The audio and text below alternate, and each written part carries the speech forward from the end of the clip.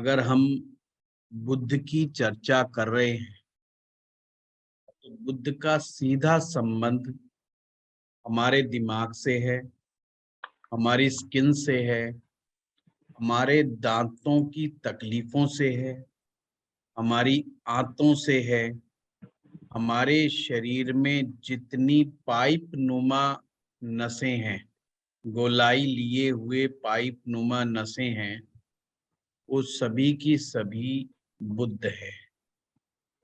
खाली आकाश जो क्षितिज हमें दिखाई देता है, ये बुद्ध है। खाली घड़ा मिट्टी का जिसमें हम पानी भर करके रखते हैं, वो बुद्ध है। तुलसा का पौधा बुद्ध है। जितने भी वाद्य यंत्र हैं बुद्ध हैं। जितने भी ट्रांजिस्टर, रेडियो, टीवी संबंध बुद्ध है। अब मुद्दा ये है कि क्यों हम बुद्ध चेक करें। बुद्ध इसलिए चेक करना जरूरी है कि इस संसार में यूनिवर्स के सिद्धांत सभी पर लागू होते हैं और ज्योतिष भी यूनिवर्स के सिद्धांत के अनुसार ही कार्य करता है। बुद्धिमान व्यक्ति, विवेकी व्यक्ति, सिचुएशन को तुरंत समझ जाने वाला व्यक्ति जीवन में मुसीबत से बाहर निकल ही जाता है। दूसरी चीज, इस संसार में हर व्यक्ति को अपने हिस्से की रोजी रोटी कमानी पड़ती है, भोजन कमाना पड़ता है, चाहे उसके लिए कोई भी ढंग आजमाया जाए। हर व्यक्ति अलग अलग ढंग आजमाता है। जिसका बुद्ध अच्छा होगा वो रेस्पेक्टेड वे से, बड़े आसान तरीके से जीवन में धन कमाने में सक्षम होता है। क्यों ऐसा होता है? क्योंकि बुध ही एक ऐसा ग्रह है जो सारे फाइनेंस को समझता है। अर्थात धन का मनोविज्ञान क्या है, धन जीवन में आता कैसे है, इसका मनोविज्ञान केवल वही व्यक्ति समझता है जिसका बुध अच्छा है। क्योंकि बुध ग्रह की दिशा जो है वो उत्तर दिशा है और वास्तु में उत्तर दिशा ही लक्ष्मी का प्रवेश द्वार है। अर्थात लक्ष्मी जब घर में प्रवेश करती है तो उत्तर दिशा से प्रवेश करती है और पश्चिम में जाके वास करती है। तो ये चीज अगर हमें समझ में आ गई तो बुद्ध हमें समझ में आ जाएगा। यानी कि अगर हम ये नहीं कोई व्यक्ति समझ पा रहा कि मैं पैसा कहां से निकालूं, तो समझ लो बुद्ध गड़बड़ है। कोई व्यक्ति अपना आइडिया बना करके, मार्केट रिसर्च करके अगर कोई चीज का व्यापार शुरू कर दे, व्यापार में कामयाब होगा। क्यों होगा? क्योंकि बुद्ध बोली है, कम्युनिकेशन स्किल, सभी को नमस्ते मार के चलना, मुस्कुरा करके बात करना, हर एक को, अनजान आदमी को भी स्माइल दे के बात करेगा। समझ लेना बुद्ध अच्छा है। अच्छे बुद्ध को और बुरे बुद्ध को पहचानना बहुत आसान होता है। अगर आप धीरे धीरे लोगों को ऑब्जर्व करने लग जाओ तो आप कमजोर बुद्ध वाले व्यक्ति को बड़े इजीली समझ पाएंगे। कमजोर बुद्ध वाला व्यक्ति इस तरह की प्लानिंग नहीं कर पाता। कमजोर बुद्ध वाला आदमी हमेशा उस धंधे में घुसेगा जिस धंधे में सबसे ज्यादा लोग पहले घुसे हुए होंगे। अगर वो देखेगा यहाँ पर चाय बनाने वाले कुछ लोग ज्यादा है, कहेगा आइडिया आया मैं भी चाय की दुकान खोल। अब पहले से 20 आदमी चाय की दुकान खोल के बैठे, 21वां वो खोलेगा अब धंधे में वृद्धि होगी कि नहीं होगी, सिर्फ चाय वाले में वृद्धि होगी कि 20 की जगह 21 हो गए। तो ये धंधे का सिद्धांत कहता ही नहीं कि तुम चाय की दुकान खोलो। नियम कहता है चाय की दुकान अगर 20 लोग खोल के बैठे तो तुम ऐसी चीज निकालो जो चाय के साथ खाई जाए या चाय के साथ ली जाए, पर तुम्हारी अकेली दुकान होनी चाहिए, जिससे 20 के 20 के ग्राहक तुम्हारे से सामान लें। ये मरकरी के काम करने का तरीका है। अगर कोई व्यक्ति अंधेरे को पसंद करता है, घर में लाइटें मैक्सिमम बंद करके रखता है, बहुत जरूरत पड़ने पर ही लाइट का इस्तेमाल करता है, ये भी बुद्ध की कमजोरी है। बुद्ध की कमजोरी एक प्रकार से और पकड़ी जा सकती है, बहुत जल्दी ऐसे व्यक्ति इरिटेट हो जाते हैं। अगर ये बात इनकी कोई ना माने तो बहुत जल्दी ये अपनी बातों को झगड़े की तरफ घुमा देते हैं, लड़ाई झगड़ा करने लग जाएंगे, जोर जोर से बोलने लग जाएंगे, चीखने चिल्लाने लग जाएंगे। ये बुद्ध की कमजोरी है। दांतों की खराबियां, खास करके 34 वर्ष की उम्र के बाद अगर अचानक से दांतों की प्रॉब्लम बढ़ने लग जाए तो ये बुद्ध की खराबी है। पेट में हमेशा गैस बने रहना, कॉन्स्टिपेशन की समस्या होना, लूज मोशन की समस्या होना, हाथों में इन्फेक्शन होना, ये सभी समस्याएं दिखाती है कि बुद्ध की स्थिति ठीक नहीं है।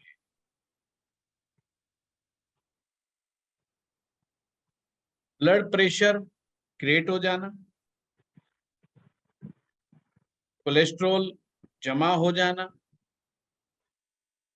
यानी कि धमनियों में रक्त प्रवाह ठीक ना होना और धमनियों में कोलेस्ट्रॉल जमा होना, ये भी बुद्ध की खराबी होगी तो ही बात बनेगी। नाक एक अपने आप में बहुत बड़ी बात है। श्वास ढंग से ना ले पाए, श्वास लेने का, जैसे नाक में भी कई बार प्रॉब्लम हो जाती है, किसी की नाक की हड्डी टेढ़ी हो जाती है, सांस नहीं आता है, कराटे आदमी लेता है, कई प्रकार की समस्या गले से संबंधित हो जाती है, ये भी बुद्ध के खराब होने की निशानी है। मेमोरी का वीक हो जाना, ये भी बुद्ध के कमजोर होने की निशानी है। तो इतनी सारी निशानियां हैं बुद्ध के कमजोर होने की, आप उसको बड़े अच्छे से समझ पाएंगे। जो व्यक्ति मीठा बोलता है, धैर्य बना करके रखता है, समय आने पर बोलता है और बहुत ज्यादा एक्स्ट्रा ऑर्डिनरी बातें नहीं करता। एक्स्ट्रा ऑर्डिनरी का मतलब जैसे साधारण भाषा में कहते हैं बम्प मारना, फट्टे मारना, ऐसे ही मार दी, हम तो ये कर दे, हम तो वो कर दे, हम यूं हम यूं हम यूं, बिना मतलब के बातचीत करते रहना, अपने मन पसंद की बात को ही घुमा करके लेकर के आना, और अगर किसी ने उसकी बात को कह दिया, बात को काट दिया तो गुस्से में आ जाना और उससे उसी समय नाता रिश्ता तोड़ के बैठ जाएगा। दूसरी चीज, बहन बेटी बुआ, बहन बेटी बुआ अगर किसी की दुखी है, दुखी का मतलब खास करके वो शादी के बाद अगर दुखी है या हेल्थ वाइज दुखी है, धन की कमी कमजोरियां उनको आ रही है, सता रही हैं, तो भी बुद्ध की खराबी हो सकती है। जो बच्चे आपने देखा होगा, मेंटली रिटार्डेड बच्चे देखे होंगे, यानी कि शरीर का विकास हो गया, बुद्धि का विकास नहीं हुआ, ये कहीं ना कहीं बुद्ध की परेशानी का प्रतीक है। अब इतने सारी चीजें बताई, इसका मतलब ये नहीं कि केवल एक बुद्ध के खराब होने से सब कुछ होगा, इसके साथ साथ आपको कॉम्बिनेशंस देखने होंगे कि अगर बुद्ध और मंगल साथ में बैठे हैं वो क्या समस्या पैदा करेंगे। बुध मंगल का योग नस नाड़ियों में रुकावट पैदा करेगा, ब्लड प्रेशर की समस्या पैदा कर सकता है, एंजाइटी की समस्या पैदा कर सकता है। हमें बहुत बारीकी से समझना होगा। मंगल रक्त है यानी कि खून, बुध आपकी नस नाड़ी। तो इमेजिन करो कि आपका रक्त प्रवाह कैसा है कैसा नहीं। अगर मंगल के हालात ठीक तो रक्त का प्रवाह ठीक, चंद्रमा के हालात ठीक, रक्त का प्रवाह ठीक। अगर कुंडली में चंद्र मंगल के हालात ठीक है तो रक्त प्रवाह ठीक रहेगा, अन्यथा बिगड़ जाएगा और वो नस नाड़ियों को भी डैमेज करेगा।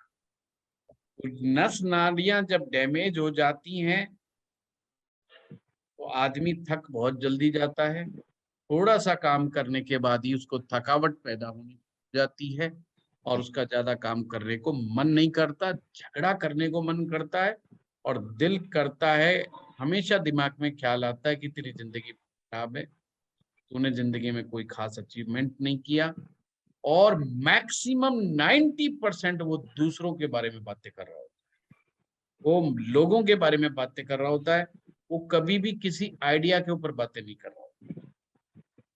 आज काम वाली ने ये कर दिया, पड़ोस के गार्ड ने ये कर दिया, मार्केट में ये हो गया। मैक्सिमम बातें उनकी इस बात पे रहती है, ग्रोथ के टॉपिक पे उनकी चर्चा नहीं। यहीं से आपको चीजें पकड़ में आने लग जाती हैं कि भाई बुध में गड़बड़ी है। बुध शनि का कॉम्बिनेशन हो तो भी ठीक नहीं माना जाता।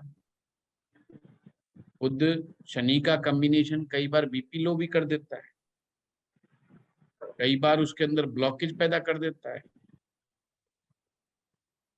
तो कहने का मेरा तात्पर्य ये है, ये बाकी हर बात के पीछे कोई अन्य ग्रह भी जोड़ा जाएगा। कल मैंने आप लोगों को टेक्निक साधारण सी बताई थी कि बुध ग्रह अगर शुक्र से आगे निकल जाए तो अच्छा नहीं माना जाता।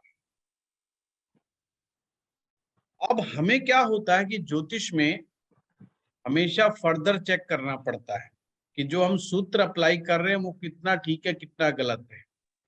अब ये तो फर्स्ट स्टेप हो गया कि चेक करने का, पर क्या सभी लोग ऐसे होंगे? क्या उनके पास बुद्धि नहीं होगी? क्या वो व्यापार नहीं कर पाएंगे? तो आप कहेंगे ऐसा नहीं है। आपके पास कुछ कुंडलियां ऐसी आ जाएंगी जिनका बुध शुक्र से आगे निकल जाएगा, फिर भी वो व्यापार कर रहे होंगे और हो सकता है अच्छा व्यापार कर रहे हो। तो ऐसे में मसनूई ग्रह का कंसेप्ट बड़ा प्यारा आता है। तो जिस ग्रह को आप चेक कर रहे हो उसके मसनूई ग्रहों को चेक कर लिया आपको आप कि ये ग्रह किन से मिलकर के बना है। ये बहुत ही बढ़िया चीज है। जैसे हम वैदिक ज्योतिष में कहते हैं ना, D1 चार्ट में अगर कोई ग्रह नहीं समझ में आ रहा तो D9 में जाके चेक कर लो कि उसके हालात कैसे। अगर उसके हालात अच्छे तो ये मानो अच्छा रिजल्ट देगा, अगर उसके हालात बुरे हो गए तो बेशक D1 में कितना अच्छा बैठा है वो अच्छे रिजल्ट नहीं देगा। ऐसे ही लाल किताब में मसनूई का कंसेप्ट। अब यह ध्यान से समझना कि बुध ग्रह किन दो ग्रहों से मिलकर के बना है। तो वो बना है राहु और गुरु से मिलकर के बना है। राहु और गुरु दो से मिलकर के, यानी कि गुरु और राहु को इकट्ठा मिला दिया। अब ये मत बोल देना राहु गुरु इकट्ठे मिल गए तो गुरु चंडाल मिल गया, नहीं नहीं नहीं, वो क्या है कुछ हो रहा है। अगर बृहस्पति के अंदर कुछ राहु जैसे गुण आ जाए तो बुध हो गया। बुध का मतलब स्मार्ट व्यक्ति है ना, जो जानता है किस सिचुएशन में मुझे कैसे कपड़े पहनने हैं, जो जानता है किस सिचुएशन में मुझे सामने वाले को क्या बोलना है, उसे हम आज के टाइम में स्मार्ट व्यक्ति कहते हैं। जो आगे बढ़ करके खुद नमस्ते कर करके सबसे अपना इंट्रोडक्शन खुद ही कर ले और अपनी बातचीत को आगे बढ़ा दे और सबसे मीठे में बोल करके सभी पर अपना प्रभाव छोड़ दे, वो स्मार्ट व्यक्ति कहलाता है। अब ये क्या है, स्मार्ट व्यक्ति की खास पहचान होती है कि उसके पास नॉलेज होनी चाहिए। आप स्मार्ट ऐसे नहीं बन जाते, टाई शाई लगा करके आप बैठ गए बहुत बढ़िया कोट पैंट पहन करके, पर जैसे ही बोलने लगोगे विदाउट नॉलेज, विदाउट फैक्ट्स, अगर आपने कोई भी बात वहां पर बोल दी, सामने वाला समझ जाएगा मूर्ख आदमी। बृहस्पति क्या है? नॉलेजेबल पर्सन, जिसके पास खूब सारा ज्ञान है। पर बृहस्पति के पास कमी किस चीज की है? बृहस्पति के पास कमी है चालाकी की। बृहस्पति चालाक नहीं है, बृहस्पति में लीडरशिप है, पर बृहस्पति धोखा नहीं देना जानता। वो सिद्धांतों की लड़ाई लड़ता है, वो नियम कानून की बात करता है। पर जैसे ही राहु का गुण मिक्स हो गया तो वो बन गया चाणक्य। यानी कि चाणक्य कौन? चाणक्य ब्राह्मण है जो वेद शास्त्रों का ज्ञाता है, धर्म का ज्ञाता है और राजनीति में भी कुशल है। राज्य को कैसे चलाया जाए, दुश्मनों को कैसे ठिकाने लगाया जाए, he knows very well। वो इस सब कलाओं में निपुण है। एक कमजोर आदमी को ट्रेंड करके राजा के पद तक पहुंचा दिया जाए और बड़े राज्य के राजा को सत्ता से हटा देने का पराक्रम दिखाने वाला व्यक्ति चाणक्य है। और वो चाणक्य जब आप उनकी बातों को समझेंगे तो आप कहेंगे इसका राहु अच्छा है। राहु किसका अच्छा? जो प्लानिंग और स्ट्रेटजी बनाने में निपुण हो। अब आपको समझ में आ रहा है कितना प्यार से समझा रहा हूं। लास्ट स्टेप बस आपने ये देखना है, क्या कुंडली में गुरु और राहु ये इकट्ठे नहीं बैठे, बल्कि अलग अलग कहीं पर भी बैठे हैं।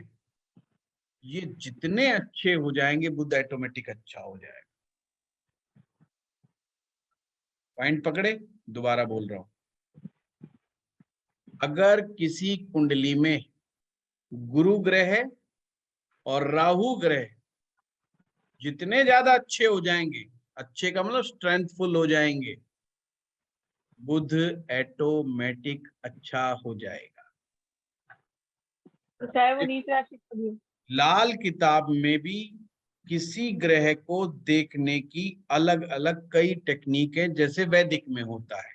वैदिक में कोई डिस्पोजिटर का कंसेप्ट लगाता है, कोई लगन का लॉर्ड वहां बैठा है वो वैसे लगाता है, कोई सीधा उठाता है D9 के अंदर चला जाता है, कोई डिविजनल चार्ट्स के अंदर चला जाता है, कोई नक्षत्र में चला जाता है। परंतु जरूरी नहीं कि आपको हर टेक्निक का इस्तेमाल करना है। अगर केवल आप बुद्ध को देखने के लिए, समझने के लिए 2-3 सिद्धांत पकड़ लो तो ये 2-3 सिद्धांत ही आपको पार लगा देंगे। क्या 2-3 सिद्धांत? एक तो ये कि बुद्ध कभी भी अकेला ना हो, क्योंकि अकेले बुद्ध सक्षम नहीं होता। आप सभी जानते हैं बुध ग्रह को नपुंसक ग्रह कहा गया है। अब वो पहले से ही नपुंसकता तो उसके अंदर है, ऊपर से रह गया अकेला। वो तो किसी का साथ लेकर के ताकत का प्रदर्शन कर सकता है, अपनी शक्ति का प्रदर्शन कर सकता है। अर्थात उसे किसी ग्रह की दृष्टि या किसी का साथ चाहिए तो वो बुध काम का, अन्यथा बहुत ज्यादा काम का नहीं। अब यहाँ पर एक अपवाद है। क्या अपवाद है? इस श्रेणी में कौन नहीं आता? उच्च के बुद्ध वाला व्यक्ति नहीं आता। अर्थात जिसका बुद्ध उच्च का हो जाएगा वो फिर अकेला भी बैठा होगा तो वो श्रेणी में नहीं आएगा। वो अकेले वाले का बस यही अपवाद है कि उच्च का अगर है तो वो उससे बाहर आ जाए। सेकंड स्टेप कि बुध ग्रह या तो शुक्र के साथ बैठे या शुक्र से आगे बढ़ जाएगा तो गड़बड़ माना जाएगा। क्यों? क्योंकि शुक्र कौन है? शुक्र हमारी कामनाएं हैं, हमारी इच्छाएं हैं। इच्छाएं किस चीज की? ऐश्वर्य पूर्ण जीवन जीने की। इच्छाएं किस चीज की? लग्जरी की। लग्जरी और ऐश्वर्य पूर्ण जीवन जीना आपकी जिंदगी की सबसे बड़ी रुकावट होती है, खास करके पुरुषार्थी व्यक्ति के लिए।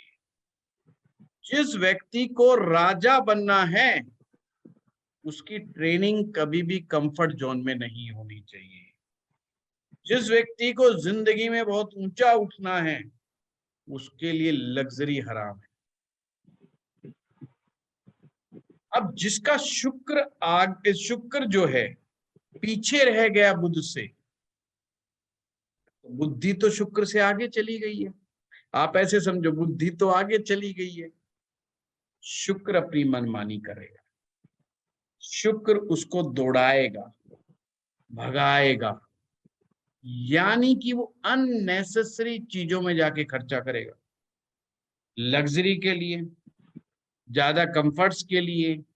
अब आपने कुछ बालक देखे होंगे ऐसे जो हर साल आईफोन खरीद लेते हैं, पैसा है माँ बाप के पास। किसी ने कहा i11 आ गया, किसी ने कहा जी 12 आ गया, किसी ने कहा 14 आ गया। भाई वो तो कंपनी हो तो हर बार निकालेगी, उसका तो धंधा है। पर कुछ बावले ऐसे हैं जो हर बार खरीदने भी पहुंच जाते हैं। पुराना दिया आएंगे, वो कहेंगे अच्छा 20,000 में वापिस दे दे, लाख रुपए में खरीदा था 20 में वापिस दे, 80,000 तेरे, ठीक है। अब लाख रुपए का माल 20,000 में वापिस ले लिया और अगला मोबाइल फोन 1.25 लाख में दे दिया। कंपनी ने तो फ्री में उसका वो भी ले लिया और उसके जूता मार के फिर लाख रुपए ले लिया उससे। तो अब ये क्या है? ये बुद्ध की खराबी नहीं तो क्या है? उसने मैथमेटिक्स नहीं लगाया कि तेरा बहुत अच्छा चल रहा है, तेरा पहले से ही बहुत अच्छा चल रहा है तेरा मोबाइल, तेरे को कमी क्या है? अगर तेरे को लगता है कि तेरी फोटो अच्छी नहीं आ रही है तो इससे बढ़िया तू लाख रुपए का एक कैमरा खरीद ले, तेरा टंटा ही खत्म। पर वो ये दिमाग नहीं लगाएगा, कहेगा नहीं नहीं मेरे वाले में इतना मेगापिक्सल है, नए वाले में कुछ बढ़ा दिया, और उसी बात को लाख रुपए बर्बाद कर दे। और वो जब तक नहीं ले लेगा उसके अंदर एक बेचैनी पैदा हो जाएगी। ये काम करता है। अब ऐसे बचाव कब होगा? ऐसा आदमी जब ही बचेगा जब उसका गुरु और राहु ठीक होगा। जब गुरु और राहु ठीक होगा और बुध आगे होगा शुक्र से, तो आप ये समझ लेना ऐसा आदमी थोड़े से में थोड़ी सी गलती में ही समझ जाता है। उसको लगे अरे बाप रे झटका लग रहा है, फटाफट पीछे भागो, गलती तो नहीं हो रही। इवन गलती करने के बाद तुरंत गलती सुधार की तरफ भागेगा, तुरंत रियलाइज करेगा मुझसे गड़बड़ हो गई है। सिंपल सिद्धांत है, बहुत 3 स्टेप ही बताए मैंने बुध ग्रह को देखने। सर गुरु राहु आगे बोला क्या आपने अभी? गुरु और राहु मैंने आगे गुरु राहु बुध से? आगे नहीं बोला, मैंने सिंपल बोला कि हाँ, गुरु और राहु कुंडली के अंदर किससे अच्छे चाहिए? बैठने चाहिए, बढ़िया अच्छे बैठने मतलब गुरु की चाहिए। कंडीशन, गुरु की हाँ, जो कंडीशन आपने बताई वो लगेगी सारी। वो लगेगी बहुत बढ़िया। और राहु को अगर ना कभी समझ में आए, तीसरे भाव में, छठे भाव में, 11वें भाव में आंख बंद बराबर, करके मान लिया करो कि ये ठीक है, बराबर। ये कंडीशन उनकी ठीक है।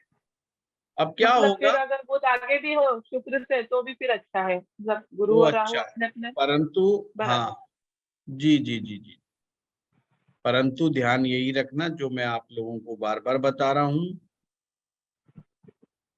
कि वो अच्छे का मतलब अच्छे, अगर अच्छे हैं तो ही ये गड़बड़ी ठीक होगी, अन्यथा गड़बड़ी ठीक नहीं होगी। अब बुद्ध देखने का क्या फायदा होगा? आप देख सकते हो कि ये आदमी व्यापार कर सकता है कि नहीं कर सकता।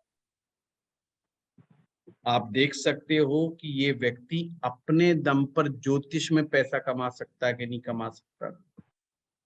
आप देख सकते हो कि ये आदमी सेल से, मार्केटिंग से पैसा कमा सकता है कि नहीं कमा सकता। आप समझ सकते हो कि ये व्यक्ति भाषण देकर के पैसा कमा सकता है कि नहीं कमा सकता। आप समझ सकते हो कि ये व्यक्ति सॉफ्टवेयर के अंदर अगर जाएगा तो पैसा कमा सकता है कि नहीं कमा सकता। इलेक्ट्रॉनिक्स का काम, सॉफ्टवेयर का काम, बैंकिंग का काम, ये सारे काम बुद्ध से रिलेटेड है। और या वो अपना व्यापार करे, ये सब बुद्ध से रिलेटेड है। इन सब चीजों को देखने के बाद आप तुरंत सामने वाले की मदद कर सकते हो कि हाँ तू ये काम कर सकता है, तू ये काम नहीं कर सकता। चीज समझ में आ गई? बहुत सिंपल सी बात है। या तो बहन बेटी उसके होगी नहीं, होगी तो सुखी होगी जिसका बुद्ध अच्छा हो। या तो होगी नहीं और होगी तो सुखी होगी, ये बुद्ध की ये खासियत है। मैं मेरा ही एग्जाम्पल आप सब लोगों के सामने रख दूं। मेरी कुंडली के अंदर बुद्ध शुक्र से पीछे है। टर्म्स एंड कंडीशन पूरी हो गई कि भाई जो शुक्र है उससे पीछे है बुद्ध। यानी अपन जल्दी मोबाइल नहीं खरीदेंगे जब तक वो घिस ना जाए। कहने का मतलब बुद्धि कामनाओं को, इच्छाओं को कंट्रोल करके रखती है। अभी तो यहां तक भी बात ठीक है। दूसरी चीज, दूसरे स्टेप पे जाएं कि गुरु अच्छा होना चाहिए, राहु अच्छा होना चाहिए, वो भी अच्छा है। तो इससे क्या क्लियर हुआ कि भाई बुद्ध ठीक हालात में है। ठीक हालात में है कि बंदा नौकरी छोड़ के अपना काम कर सकता है। सिंपल क्लियर बात है, बहुत ही मामूली सी बात है। मेरे ना बेटी है और रियल सिस्टर नहीं है। वैसे मेरी बहनें बहुत हैं, हमारी क्लास में भी हमारी बहन जी बैठी हुई है। तो कहने का मेरा मतलब है, वो जो अगर मेरी बेटी होती तो भी वो दुखी ना होती, उसको परेशानी किसी बात की नहीं होती। क्यों नहीं होती? क्योंकि बुद्ध अच्छा है। जिस भाई के कुंडली में बुद्ध खराब मिलेगा उसकी बहन दुखी मिलेगी, या अगर उसके लड़की होगी तो वो दुखी मिलेगी, ब्याह शादियों से दुखी मिलेगी, परेशान मिलेगी। लाल किताब पूरे परिवार को बांध के रखना चाहते हैं। इसलिए लाल किताब ने जो कंसेप्ट बनाए वो प्योर प्योर इंडियन मेंटेलिटी को देखते हुए बनाए।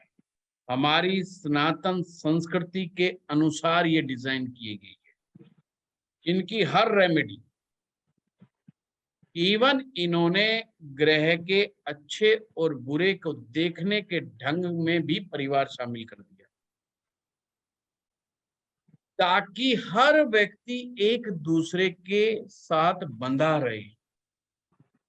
अब किसी को पता चलेगा यार तेरा बुद्ध खराब है इसलिए तेरी बहन दुखी है, ते उसकी बेचारी की मैरिज लाइफ अच्छी नहीं चल रही, तो वो क्या करेगा? वो बुद्ध को ठीक करने का प्रेशर में आएगा, तो बुद्ध को ठीक करेगा तो बहन के ऊपर असर पड़ेगा। बहन को पता चलेगा कि तेरा मंगल खराब है तो तेरा भाई दुखी है, तो अपना मंगल ठीक करने में लगेगी। इस बहाने क्या होगा, सब एक दूसरे से बातचीत करेंगे, एक दूसरे के कनेक्शन में रहेंगे। लाल किताब कहती है कि अगर आपको पूर्व जन्म का कोई ऋण आपकी कुंडली में है तो भी आपने परिवार के, खानदान के सभी सदस्यों को साथ लेना है और उनसे कुछ पैसे ले लो। मैं तो लिखा है बराबर बराबर ले लो। अब आजकल समस्या कहते हैं जी हम तो बताएंगे तक नहीं कि हम क्या उपाय करने जा रहे हैं, और बता देंगे तो पता नहीं क्या हो जाएगा। नहीं कर पाते लोग। मुझे जब बहुत हंसी आती है जब लोग कहते हैं कि हम सब ज्योतिषियों के पास घूम लिए और हमने लाखों रुपए खराब कर दिए, फीस उनसे दी नहीं जाती, लाखों रुपए उन्होंने खराब कर दिए, मतलब बम्प मारने, बुद्ध खराबी की बातें। और जब उनसे बातचीत करो कि बाबूजी आपने उपाय कौन से करे, 4 उपाय से ज्यादा नहीं करे होंगे पिछले 2 साल में, और कोई भी उपाय कंटिन्यूटी में नहीं करता। उपायों के मनोविज्ञान को समझते नहीं। कोई उपाय अगर कर भी लिया और 4 उपाय बताएंगे तो 2 कर लिए, वो भी अपनी मनपसंद के, जब तक करेगा ये छोड़ दी छोड़। ज्योतिषी से मिलने से किसी का उद्धार नहीं होता। ये ब्रह्मजाल है, इसको समाज में हमें रोकना होगा, नहीं तो ओवर एक्सपेक्टेशन सभी के लिए को खराब करेगी और ये लोग अपनी आस्था खो जाते हैं और दूसरों को और खराब करने का प्रयास करते हैं। इन लोगों का बुद्ध चेक कर लो आप, जरूर पाप प्रभाव में मिलेगा। जिसका बुद्ध सही है, सटीक है, वो विश्लेषण करना जानता है। वो ईमानदारी से विश्लेषण करेगा कि यार तूने कितना काम किया था और कितना नहीं किया था। वो फिर एस्ट्रोलॉजर को चेंज करेगा जब वो कहेगा सारे रूल्स अप्लाई किए थे, मेरा कोई कसूर नहीं है, और वो उससे दोबारा मिलेगा, बात करेगा, बिल्कुल सही, क्योंकि कम्युनिकेशन स्किल है ना उसके पास। कुछ क्लाइंट हमारे पास इतने प्यार से बोलते हैं कि हम उनको कुछ नहीं बोल पाते, हमें मदद करनी ही पड़ती है। हम जितने मर्जी प्रोफेशनल हो जाए, हम उनको ना कह ही नहीं सकते। कि बात करने का तरीका इतना शानदार होता है, हम यूं भी नहीं कह सकते कि हम बिजी, कि चलो यार इसकी मदद करो, बंदा बहुत अच्छा बोल रहा है, बड़ा प्यारा बोल रहा है, वो अपना काम निकाल के लेके जाते ही जाते। और ऐसे लोगों से चिढ़ो मत, ये लोग बहुत अच्छे होते हैं, क्योंकि ये आपको सिखा के जा रहे हैं, ये आपको समझा के जा रहे हैं। जिनका बुद्ध अच्छा है वो जिंदगी में ठोकर खाने का इंतजार नहीं करता, दूसरों ठोकरों से ही समझ जाता है कि ठोकर लगती कहाँ है। इसलिए वो जो ज्ञान है, ज्ञान तो इस संसार में सारा बृहस्पति का है, पर उस ज्ञान को अप्लाई कैसे करना है, उस ज्ञान का विश्लेषण कैसे करना है, ये जो ताकत है ये सिर्फ और सिर्फ बुद्ध के पास है। अगर विश्लेषण करना नहीं जानते, यानी कि मैं सूत्र बता रहा हूं, कुछ आप समझ रहे हैं कुछ, तो ज्ञान का कोई लाभ ही नहीं हुआ, वो तो गलत फार्मूला लग जाएगा। मैं किसी बात को किस कॉन्टेक्स्ट में कह रहा हूं, अगर वो नहीं समझ पाए तो बुद्ध खराब। जैसे एक राइटर कोई बात लिख रहा है और उसने कहा भावुक आदमी संसार में सबसे अच्छे होते हैं, और लास्ट में जब चैप्टर पढ़ने लगे तो उसने कहा भावुक आदमी देश के किसी काम का। अब जिसका बुद्ध खराब होगा ना, वो कहेगा यार मेरे को तो कंफ्यूज कर दिया, ओह, उसको इरिटेशन हो जाएगी, यार क्या लिखता है ये, बकवास लिखता है, टोटल कंफ्यूज कर दिया इसने। अभी कह रहा भावुक आदमी बहुत अच्छा, अभी कह रहा भावुक आदमी किसी काम का नहीं। भाई वो दोनों कॉन्टेक्स्ट में जो बात कह रहा है वो ठीक कह रहा है। अगर देश के लिए एक मजबूत हृदय वाला आदमी चाहिए, कठोर निर्णय लेने वाला चाहिए, मरने के लिए तैयार रहने वाला आदमी नहीं चाहिए, मारने के लिए तैयार रहने वाला आदमी चाहिए। आने वाली सिचुएशन को समझ करके आने वाले खतरों से निपटने के लिए मजबूती से अपने दुश्मनों को निस्ते नाबूद करके करने की क्षमता रखने वाला आदमी चाहिए। क्या करोगे ईमानदार का? आप कहते हो राजनीति के द्वारा ईमानदार प्रधानमंत्री चाहिए, कंसेप्ट ही गलत है। आप कहते हो राजनीति में हमें ईमानदार मुख्यमंत्री चाहिए जो एक पैसा ना खाए। बाबूजी राहु किसी का जागता है तो आदमी राजनीति में आता है। अब चोर चोरी से चला जाए, हेरा फेरी से थोड़ी चला जाए। यहाँ तो कंपटीशन इस बात का है किसने 100 करोड़ खाए और किसने 1000 करोड़ खाए और किसने 10,000 करोड़ खाए, सिर्फ इस बात का कंपटीशन है। और जब राजनेता आपस में बैठते होंगे तो हंसते होंगे, बस 60 करोड़ में जेल हो गई तेरे को, बस बेइज्जती करवा दी तूने तो हमारी, इसको पार्टी से बाहर करो, ये आदमी है ना किसी काम का नहीं और आगे से इसको किसी पद पे रखना नहीं है। इसको ना ये पार्टी का भला कर सकता, ना ये अपने परिवार का भला कर सकता। और आम आदमी सोच रहा है क्या कि ये बेचारा 1 रुपया नहीं खाएगा, ये तो किराए भाड़े भी नहीं खाएगा, ये तो सब अपनी जेब से लगाएगा। वो बाहर के ड्रामे हैं।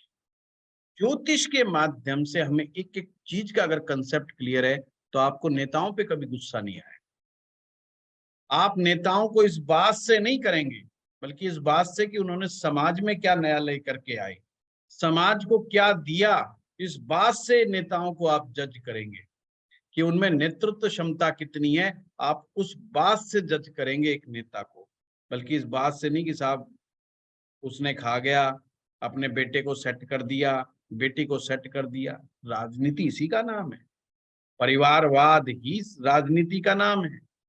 हमेशा राजनीतिज्ञ आदमी अपने परिवार के ही लोगों को सेट करने में लगे रहते हैं, और इसमें कोई दोष नहीं मानता मैं। ये तरीका है, ये राहु के काम करने का तरीका है। एक तरफ तो हम कह रहे हैं साक्षात राहु है, और फिर ये सोचते हैं कि ये गीता के ऊपर प्रवचन करके जाएंगे, ये माथे पर तिलक लगाएंगे, भस्म रमाएंगे और ओम नमः शिवाय का जाप करेंगे, और कोई मुसलमान आएगा वो माता के गीत गाएगा, और कोई हिंदू आएगा वो टोपी लगाएगा और नमाज पढ़ के चल देगा। भाई साहब वो राहु है, वो राहु कोई भी कपड़े पहन लेगा, कहीं पर भस्म रमा लेगा, वो धोती पहन लेगा, जनेऊ पहन लेगा, जो तुम उम्मीद रखते हो वो सब कुछ करके दिखा देगा। तुम अगर उम्मीद रखते हो कि वो डांस करके दिखाए तुम्हारे मंदिरों में, तो डांस भी करके दिखा देगा। वो तो सिर्फ तुम्हारी नमज पहचान रहा है कि तुम क्या चाहते हो। नेता वही करता है जो जनता चाहती है, सिंपल सी बात। और जनता नहीं चाहती तो वो नेता बिल्कुल भी नहीं करता। नेता जब तक इंतजार करता रहता है जब तक जनता में उबाल ना आ जाए। जब देखता उबाल आ गया, आप कंट्रोल करना मुश्किल, नेता जनता की भाषा बोलना शुरू कर देगा। अदरवाइज उससे पहले वो परवाह नहीं करे। भाई ये काम करने का तरीका है, ज्योतिष में ये चीज बताई गई है। अब ये कला हो किसी आदमी में राहु की, और बृहस्पति ठीक ठाक हालात में हो जाए, बुध ऑटोमेटिक ही अच्छा है उस आदमी का, तो कहां तक आप पकड़ पाओगे? आप उसको टच भी नहीं कर पाओगे, क्योंकि वो सर्वगुण संपन्न हो गया है वो। आपको पॉइंट समझ में आ रहे हैं? बहुत सिंपल सिंपल फैक्ट है। मेरे पास फोन आते हैं जी, लाल किताब हमने कई जगह से की, समझ नहीं आई। मैं कहता हूँ जिससे कि उसके वीडियो भेजो। एक वीडियो आता है, मैं देखते ही समझ जाता हूँ क्यों नहीं समझ में आई, क्योंकि उसको समझ में खुद को नहीं आई। लगा पड़ा है श्लोक को डिकोड करने में, वो डिकोड हो ही नहीं रहा उससे, क्योंकि वो जिस भाषा में लिखा गया, जिस कॉन्टेक्स्ट में लिखा गया, उसको पहचानना बहुत मुश्किल है। तो जिन लोगों ने वैदिक ज्योतिष सीखा है उनके लिए लाल किताब बहुत आसान है। वो लाल किताब को तुरंत समझ जाएंगे कि क्या चीज है। बहुत सारे लोग आजकल यूट्यूब पर लिख रहे हैं कि साहब आप जो है बड़ा यूनिक मेथड से पढ़ा रहे हैं, आपका पढ़ाया हुआ समझ में आता है। रोज 5-7 फोन भी आते हैं जो ये कहते हैं कि आपका पढ़ाया गजब का है। हमारा नया जो बैच आया है उसमें 60-70% लोग प्रैक्टिशनर हैं लाल किताब के। आप हैरान हो जाओगे, प्रैक्टिशनर हैं। और अमर जी और मंजीत जी हैं, देख रहे होंगे कि आज ग्रुप के अंदर सब चर्चाओं में लगे पड़े हैं। ये सब ज्योतिषी हैं। मोर देन 60-70% प्रैक्टिशनर्स हैं, यानी वो प्रैक्टिस कर रहे हैं और बहुत पहले सीखे हुए हैं। समझ कुछ नहीं आ रहा है, फार्मूला नहीं पकड़ में आ रहा उनके, ये कैसे देखे वो कैसे देखे। तो भी सिंपल है, अभी आपके बुध में सामने बताया करके दे दिया। बुध बुध के ऊपर ही डिस्कशन चल रही गुरुजी, बुध अच्छा है बुरा है। वही सवाल चल रहा है कि बुध ऐसे है तो बुध ठीक है या नहीं ठीक है। कितनी बार समझाया मैंने कि भाई लक्षण मिला लो, लाल किताब लक्षणों के ऊपर क्यों इतनी बात करती है? वो ताकि नए स्टूडेंट के लिए है ये, नए स्टूडेंट लक्षण मिला करके चीजों तक पहुंचे। लाल किताब को सीखना सबसे आसान है, जी पर वो कहता नहीं जी ये बता दो मेरा ग्रह यहाँ पर बैठा हुआ ये अच्छा है या बुरा। अरे भाई लक्षण जो बताए आधे पौने घंटे तक, उसमें कुछ तो मिला, वो नहीं मिला पा रहा, वो जज नहीं कर पा रहा है, तो इसका मतलब बुद्धि ठीक नहीं है, चीज ही नहीं पकड़ पा रहे थे। तो यहीं से पता चल जाता है कि बुद्धि इतना अच्छा नहीं। घबराने की जरूरत नहीं, बुद्ध में कब घबराने की जरूरत है मैं आपको बताता हूँ। ऐसा नहीं है कि जिनका बुद्ध अच्छा नहीं है वो कुछ नहीं कर पाते, नहीं कर पाते, सिंपल सिंपल तकलीफें हैं। सिर्फ उनको कोई बड़े लेवल का व्यापार नहीं खड़ा करना चाहिए, उन्हें सेल्स और मार्केटिंग के काम में नहीं जाना चाहिए, उन्हें कोई कम्युनिकेशन स्किल्स की रिक्वायरमेंट हो वहां नहीं घुसने का प्रयास करना चाहिए। अब कोई बंदा कहे जी नौकरी नहीं लगी तो बताओ मैं कुछ कमाऊं खाऊं नहीं क्या, उसको कहो कमा और खा, पर ऐसा धंधा कर जो सामान्य बुद्धि से कर किया जा सकता है। सामान्य बुद्धि का मतलब यहां से माल उठाना है, अपनी दुकान पे लगाना है और बेच देना, माल खत्म हो जाए फिर ले आना है, रखना है और बेच देना है। जैसे हमारे मोहल्लों में, गांव में, देहात में, शहर में छोटे छोटे दुकानदार होते हैं, अपना सेक्टर वाइज अपना काम धंधा चला के बैठे होते हैं, वो भी ठीक ठाक कमा रहे होते हैं, बहुत अच्छी रोजी रोटी कमा रहे होते हैं। कोई जूस की दुकान खोल के बैठा हुआ है, कोई खाने पीने की दुकान खोल के बैठा हुआ है, बस चलता हुआ ग्राहक आएगा बैठेगा उसकी दिहाड़ी चल रही है। इसमें बुद्ध की स्मार्टनेस देखने की जरूरत नहीं है ज्यादा, क्योंकि बस आपने उस धंधे को पहचानना है जिसमें सामान्य बुद्धि से काम चल जाए, या सुबह से शाम तक एक ही तरह का काम करना, ज्यादा सर एनालिसिस इसका ना करना।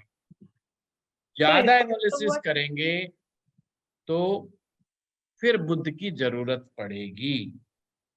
जिस काम में धैर्य की आवश्यकता हो, अब बंदे से ना रुका जाए, धैर्य ना हो उसके अंदर, ये बुद्ध की खराबी की निशानी है। तो धैर्य वाले काम बुद्ध अच्छा जरूर देगा। जैसे कोई डाटा एनालिसिस का काम, अब डाटा एनालिसिस में बंदा धैर्य रखेगा तो ही रिजल्ट निकालेगा। जल्दबाजी में उसने इतने सारे आंकड़े देखे और हवा में तीर मार दिया, अंदाजा मार के फंस जाएगा, बुरी तरीके से रिपोर्ट खराब हो जाएगी। कोई चीज अंदाजे पे नहीं चलेगी, तो हर एक का मैथमेटिक्स स्किल से देखना पड़ेगा। मैं चलता हूँ, आप लोगों का बहुत बहुत धन्यवाद।